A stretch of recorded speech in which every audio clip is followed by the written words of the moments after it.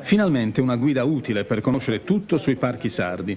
Il WWF ironizza amaramente su una realtà che di fatto pone la Sardegna all'ultimo posto della graduatoria nazionale per aree protette, mentre regioni come l'Abruzzo e il Trentino possono vantare il 38 e il 23% del loro territorio protetto. E davvero l'istituzione di una decina di monumenti naturali appare ben poca cosa rispetto alle potenzialità che la nostra regione può avere. Sono ancora sulla carta il Parco Nazionale del Gennargentu, 8 parchi regionali ed una sessantina di riserve naturali, per un territorio pari al 6% di quello complessivo regionale. Ora la protezione riguarda appena l'1% grazie alle oasi della Lipu o del WWF, quella di Monte Arcoso è la più grande in Italia, e la riserva naturale di Caprera.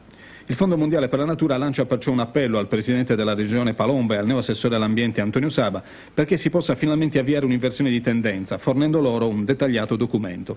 Il Presidente e il Segretario regionali del Fondo Antonello Monni e Luca Pinna hanno ribadito come l'istituzione dei parchi rappresenti una occasione di lavoro per tanti giovani in territori ricchi di risorse ambientali ma poveri di iniziative imprenditoriali. E non è necessario scomodare sempre l'esempio del Parco d'Abruzzo, una macchina con un giro d'affari di 210 miliardi l'anno. Negli ultimi 3 anni la Regione ha già perso 42 miliardi dalla mancata istituzione del Parco del Gennargentu. Il mancato decollo dei parchi regionali preclude l'accesso ad ulteriori 85 miliardi di finanziamenti.